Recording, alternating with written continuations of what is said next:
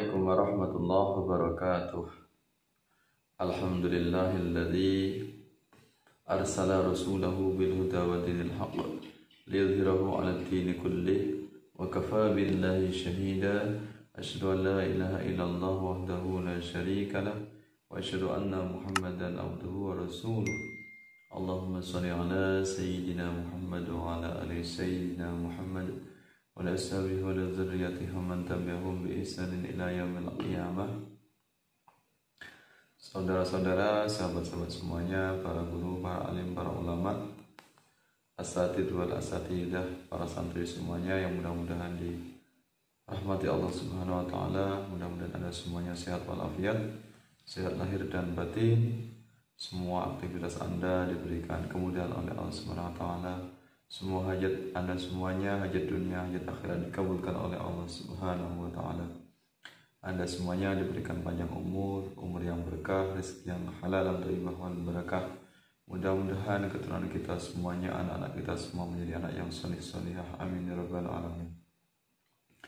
Terima kasih Anda semuanya berkenan untuk datang menyimak channel ini, yaitu channel Hafiz Nusantara, channel yang khusus membahas tentang Hafizul Quran, yaitu tahfidz, hafalan Al-Quran, tilawah Al-Quran, murotal, kemudian tafsir Al-Quran, kemudian seputar tentang ilmu-ilmu Al-Quran. Mudah-mudahan kedatangan Anda semuanya menambah berkah, menambah ilmu, menambah diskusi kita, menambah jalinan silaturahim di antara kita semuanya. Apa yang kita lakukan mendapatkan ridho dari Allah Subhanahu wa taala. Pada kesempatan ini kita akan membahas pengertian wahyu. Ya, pengertian wahyu secara bahasa dan istilah. Ya, akan kita kupas terlebih dahulu apa itu pengertian wahyu secara bahasa atau secara lugawi atau secara lugawi, secara bahasa, ya, secara etimologi. Ya, pengertian secara etimologi atau secara bahasa. Ya, kalau secara istilah disebut dengan terminologi atau istilahi. Nah, kata wahyu secara bahasa itu terambil dari bahasa Arab. Ya, al-wahyu. Kalau kita artikan secara singkat yaitu memberikan isyarat atau pemberitahuan dengan cepat dan tersembunyi. Isyarat atau bahasa lainnya yaitu pemberitahuan secara cepat dan tersembunyi atau pemberitahuan secara tiba-tiba. Ini pengertian wahyu secara bahasa. Ya. Kemudian kalau kita uraikan beberapa pendapat ulama tentang pengertian wahyu, ini ada beberapa tokoh ulama mengartikan wahyu secara bahasa. Ya. Di antaranya yaitu yang pertama Mana al-Qatan. Ya, Mana al-Qatan ini adalah tokoh ahli tafsir, ahli ulumul Quran, ya, yang dikenal tokoh yang memiliki kapasitas dalam bidang ulumul Quran atau ilmu-ilmu Al-Quran. Ini menurut Mana al-Qatan pengertian wahyu secara bahasa. Pemberitahuan secara tersembunyi dan cepat yang khusus ditujukan pada orang yang diberitahu tanpa diketahui oleh orang lain. Jadi pemberitahuan itu sifatnya tersembunyi, secara cepat dan tidak diketahui oleh orang lain. Jadi bersifat rahasia, kecuali jika wahyu itu diceritakan kepada orang lain. Ya, dia baru mengetahui. Termasuk nabi dan rasul mendapatkan wahyu dari Allah. Tentu jika dia tidak menceritakan kepada umatnya, maka umatnya tidak akan mengetahui jika dia seorang nabi utusan Allah atau seorang rasul Allah, atau mendapatkan wahyu, mendapatkan kitab dari Allah Subhanahu wa taala.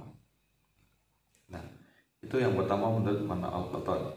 Pemberitahuan secara tersembunyi dan cepat yang khusus ditujukan pada orang yang diberi tahu tanpa diketahui oleh orang lain. Kemudian yang kedua, pengertian wahyu secara bahasa menurut Dr. Muhammad Ali Al-Hasan. Ya, ini menurut Muhammad Ali Al-Hasan, apa itu wahyu secara bahasa?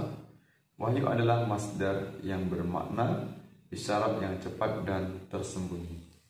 ya, isyarat yang cepat dan tersembunyi. Ya, itu menurut Dr. Muhammad Ali Al-Hasan. Ya, kemudian yang ketiga, pengertian bahasa menurut pengertian wahyu secara bahasa menurut Ibnu Hajar Al-Asqalani. Ya, Ibnu Hajar Al-Asqalani ini mengartikan wahyu secara bahasa. Ya, wahyu secara bahasa berarti pemberitahuan yang tersembunyi. Jadi dari ketiga pengertian wahyu secara bahasa beberapa tiga tokoh ini bisa kita ambil kesimpulan atau garis besarnya bahwasanya wahyu itu bersifat tersembunyi, rahasia, dan dia terjadinya secara cepat. Ya, secara cepat, tersembunyi, dan tentunya adalah diberikan kepada orang yang khusus atau orang yang tertentu, yaitu nabi dan rasul. Ya. Kemudian pengertian wahyu secara istilah atau secara terminologi, secara istilahi. Nah, ini ada beberapa tokoh yang mengemukakan tentang pengertian wahyu secara istilah. Nah, yang pertama yaitu menurut Az-Zuhri. Menurut Az-Zuhri, pengertian wahyu secara istilah yaitu apa yang diwahyukan kepada para nabi, kemudian Allah teguhkan wahyu itu di dalam hatinya. Ya, apa yang diwahyukan kepada para nabi, kemudian Allah teguhkan wahyu itu dalam hatinya. Ya, berarti wahyu itu adalah sesuatu yang diberikan kepada nabi dan rasul tentunya, dan Allah meneguhkan tentang berita itu atau tentang wahyu itu. Yaitu pengertian wahyu secara istilah menurut Az-Zuhri. Ya. Nah, kemudian menurut Ibnu Hajar Al-Asqalani, ya, pengertian Ibnu Hajar Al-Asqalani tentang wahyu secara istilah yaitu ya pemberitahuan tentang syariat. Jadi wahyu ini menurut Ibnu Hajar Al-Asqalani bukan hanya sekedar berita yang cepat tersembunyi, tapi dia mengandung wahyu atau mengandung syariat, ya, wahyu yang mengandung syariat atau pemberitahuan yang mengandung syariat. Ya, syariat itu berarti isinya tentang perintah dan larangan, isinya tentang firman-firman Allah, atau isinya yang mengandung tentang hukum-hukum Allah, yaitu namanya syariat. Itu pengertian Ibnu Hajar Al-Asqalani tentang wahyu secara istilah, pemberitahuan tentang syariat. Kemudian wahyu menurut secara istilah menurut Mana Al-Qatan, ya, kalam Allah Ta'ala yang diturunkan kepada para nabinya. Kalam Allah yang diturunkan kepada para nabinya. Nah, ini pengertian wahyu secara istilah. Jadi pengertian wahyu secara istilah dikemukakan oleh tiga tokoh tadi. Kalau kita ambil kesimpulan bahwasanya wahyu itu adalah sebuah kabar berita yang diturunkan oleh Allah kepada utusannya, nabi dan rasul. Nah, tentu yang diturunkan kepada nabi dan rasul tentu di situ mengandung syariat. Ya, syariat itu sebuah tata hukum atau jalan hidup yang harus ditempuh oleh suatu umat atau suatu kaum. Ya, undang-undang yang harus dilaksanakan oleh sebuah umat tertentu atau kaum tertentu. Ya, itu. Jadi semua nabi dan rasul mendapatkan wahyu, dan wahyu itu disampaikan kepada kaumnya atau kemudian kepada umatnya untuk dilaksanakan. Tentunya wahyu tidak akan mungkin Allah berikan kepada utusannya jika tidak untuk dilaksanakan. Agar wahyu itu bisa dipahami oleh manusia, agar perintah Allah dan larangan Allah itu bisa dipahami manusia, maka Allah menurunkan atau mengutus nabinya dan kitab-kitab sucinya itu kepada bangsa yang Allah tentukan. Jadi tentu nabi dari bangsa yang Allah pilih itu, atau Allah akan berikan peringatan.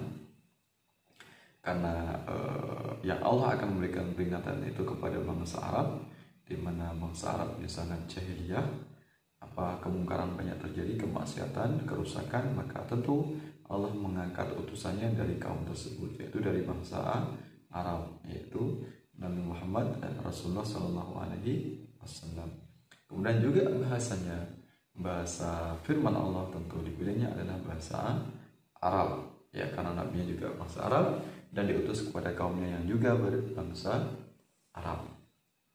Ya, itu kenapa Allah mengutus Nabi dan Rasul menerangkan kitab suci, agar firman Allah, agar perintah Allah, larangan Allah bisa diketahui oleh bangsa manusia, oleh hamba-hamba Allah.